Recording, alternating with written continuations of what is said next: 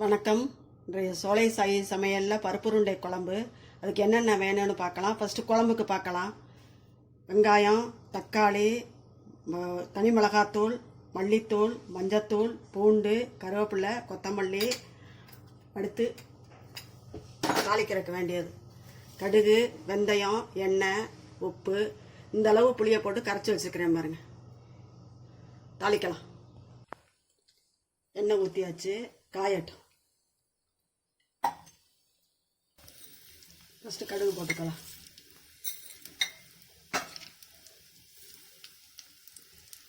அடுத்து வெந்தயம் போட்டுக்கலாம். வெந்தயம் கடுகுன்னு இதுக்கு தாளிக்கிறதுக்கு.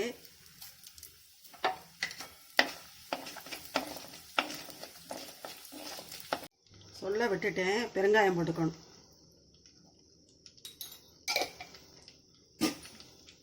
அதுக்கு பூண்டை போட்டுடலாம்.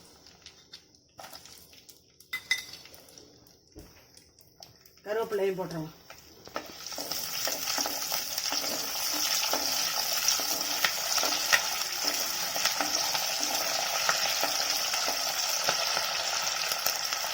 அடுத்து வெங்காயத்தை போட்டுடலாம்.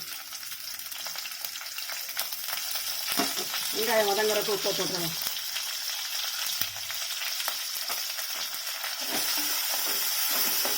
நல்லா வதங்க ஊற்றி தக்காளியை போடணும். அடுத்து தக்காளியை போடணும். நல்லா வதங்கட்டும்.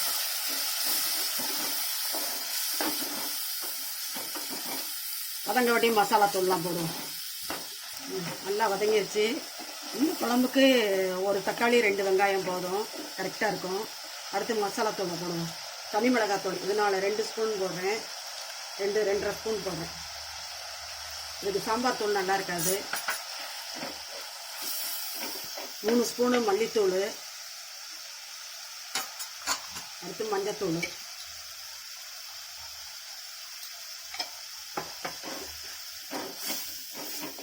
நல்லா வதக்கிடலாம். பாரம்பரிய உருண்டை குழம்பு நல்லா இருக்கும். அடுத்து புளி தண்ணியை ஊற்றிடுவோம். தண்ணியாகத்தே வைக்கணும், ஏன்னா பருப்பு உருண்டை இழுத்துரும். அதனால் தண்ணியாக வைக்கணும். வேணுங்கிறத தண்ணி சேர்த்துக்கலாம். இப்போ டேஸ்ட்டு பாருங்கள். மிளகாத்தூள் பத்தலைன்னா போட்டுக்கோங்க. புளி அதிகமாக இருந்தால் மிளகாத்தூள் போட்டால் சரியாயிடும். நல்லா கொதிக்கிறதுல நம்ம அரைக்கிறத பார்ப்போம். இப்போ பருப்பு உருண்டைக்கு தேவையானதை பார்க்கலாம்.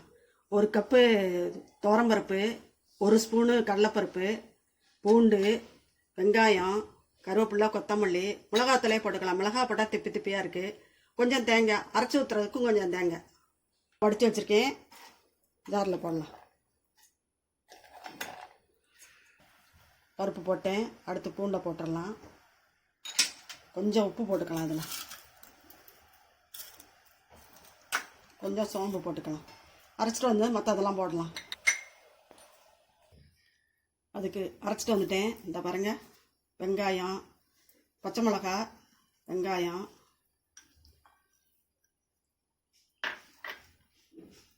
கருவேப்பிலை, கொத்தமல்லி, கொஞ்சமாக தேங்காய், மிளகாத்தூள்,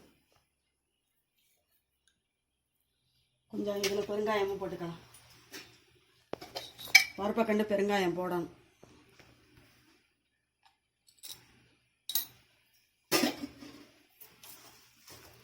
குழம்பு கொதிக்கும் போதே உருட்டி போட்டுருவேன். ஆவிலெல்லாம் வச்சு எடுக்க மாட்டேன். இந்த மாதிரி உருண்டை பருப்பை உருட்டி வச்சுக்கிட்டேன் பாருங்கள். கொதிக்கும் போது போடணும். எல்லாம் மொத்தமாக போடக்கூடாது.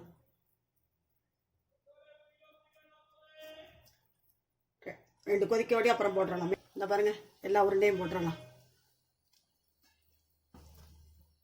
கொதிச்சு மேலே வரும்போது, மேலே வந்துட்டால் பக்குவம் சரியாயிடும். நல்லா கொதிக்குது பாருங்கள். தேங்காய் பழம் ஊற்றிடலாம். பாருங்கள், மேலே வந்துருச்சு. ஒன்று கூட கரையலை பாருங்கள். அவிச்சு போட்டால் எனக்கு என்னமோ ஹார்டாக இருக்கிற மாதிரி இருக்கும். அதனால தான் நல்லா கொதிக்க விட்டு இறக்க வேண்டியதான். கொத்தமல்லியை தூவி ரெடியாகிடுச்சு. கொத்தமல்லி தூவிடலாம். இந்த பாருங்கள், ஸ்டவ் ஆஃப் பண்ணாலும் நல்லா கொதிச்சுக்கிட்டே இருக்கும். மண் சட்டியை கண்டு தெரியும் எல்லாருக்கும். சொல்கிறேன், எடுத்து காமிக்கிறேன் பாருங்கள்.